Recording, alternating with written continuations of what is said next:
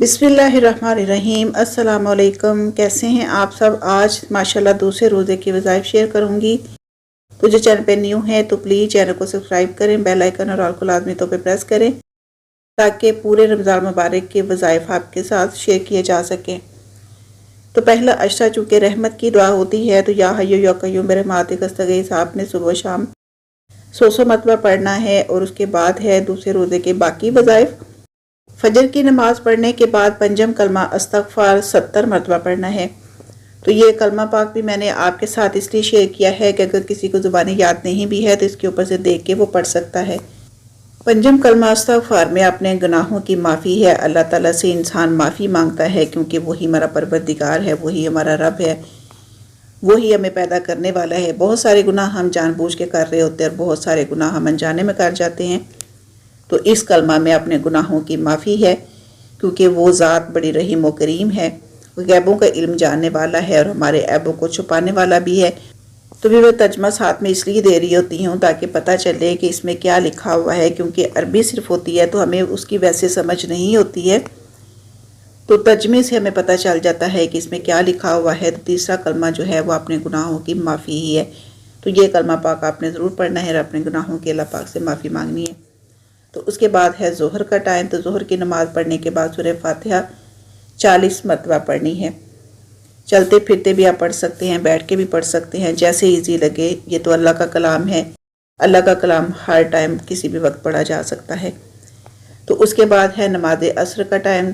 तो नमाज असर अदा करने के बाद दरूद इब्राहिमी है 25 मरतबा। तो भी वह दरूद इब्राहिमी का तो माशाल्लाह सबको पता है कि इसका तो बेहद सवाब है। इसमें हज़रत मोहम्मद सल्लल्लाहु अलैहि वसल्लम और उनकी आल पर दरूद भेजा जाता है। तो इस दरूद को तो जितना भी पढ़ा जाए बहुत ही कम है। तो हमें हर वक्त ये दरूद शरीफ पढ़ना चाहिए। कोई भी काम कर रहे हैं तो हमें दरूद शरीफ लाज़मी साथ पढ़ते रहना चाहिए। दरूद इब्राहिमी हमें चलते फिरते काम करते हर टाइम पढ़ते रहना चाहिए। इसकी बरकत बहुत ज़्यादा है।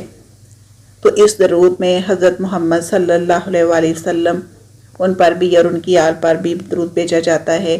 हज़रत इब्राहीम अलैहिस्सलाम और उनकी आल पर भी दरूद भेजा जाता है। तो ये दरूद की बहुत ज़्यादा बरकत हैं। तो ये दरूद हर टाइम हमें पढ़ते रहना चाहिए। तो उसके बाद है मगरिब का टाइम। तो मगरिब की नमाज़ पढ़ने के बाद अल्लाह ताला का बहुत ही प्यारा नाम या वहाबू 133 मरतबा पढ़ना है। तो अल्लाह पाक अपने इस पाक गुलाम के सदके, इस प्यारे नाम के सदके हमारी हर मुश्किल आसान करे, हमारी हर खता अल्लाह पाक माफ़ करे। तो मेरी अल्लाह ताला से यही दुआ है कि अल्लाह पाक अपने पाक गुलाम के सदके हम तमाम मुसलमानों की खताएं माफ़ फरमाए। तो बस उसके बाद है नमाज इशा। नमाज इशा अदा करने के बाद सलात तस्बीह का बहुत ज़्यादा सवाब है। ये 4 रकात नफल नमाज पढ़ी जाती है। इसको सलातुल खैर भी कहा जाता है। इसमें अल्लाह ताला की तस्बीह और अल्लाह ताला की तारीफ़ बयान की जाती है।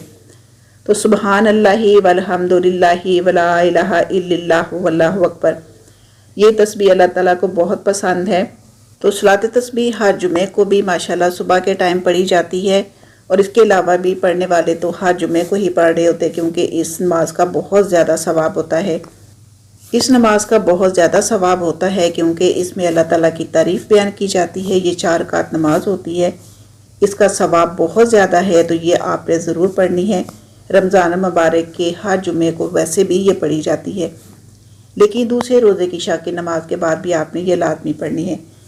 तो सलात तस्बीह कुछ इस तरह से पढ़ी जाती है कि आप सूरह फातिहा और सूरह इखलास पढ़ने से पहले 15 मरतबा ये तस्बीह पढ़ेंगे। उसके बाद सूरह फातिहा और सूरह इखलास पढ़ी जाएगी।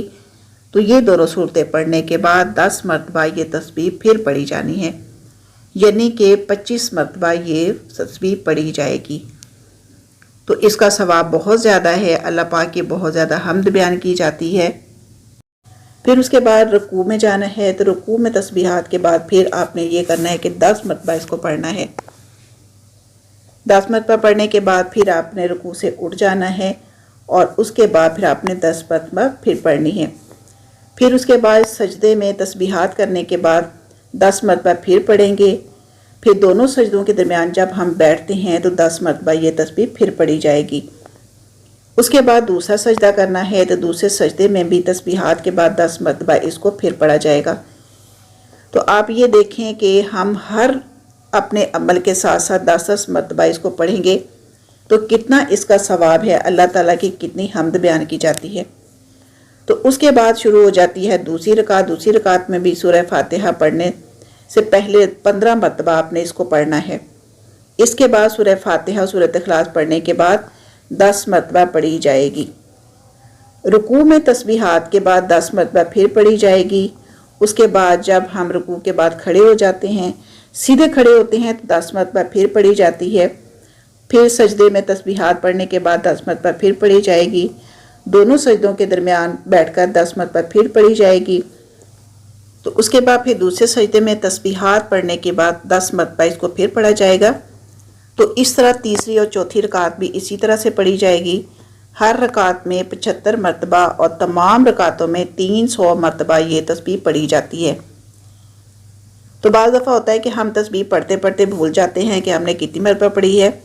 تو اگر آپ بھول چکے ہیں تو پھر اس کو دوسری رکعت میں اس کو پورا کر لیجئے، لیکن چھوڑنا نہیں چاہیے اس کو۔ اتنا تو یاد رہ جاتا ہے کہ ہم کتنا بھولے ہیں، تو دوسری رکعت میں اس کو پورا کریں۔ تو آج کی یہ ویڈیو آپ کو کیسی لگی ہے، میری یہ شیئرنگ آپ کو کیسی لگی ہے، تو آپ نے مجھے اپنی دعا میں بہت سارا یاد رکھنا ہے۔ انشاءاللہ تعالیٰ آپ سب بھی میری دعا کو حصہ ہوں گے۔ تو پلیز اس ویڈیو کو لائک اور شیئر ضرور کیجیے گا۔ مجھے اب اجازت دیجیے گا، میری طرف سے اللہ حافظ، اللہ نگہبان۔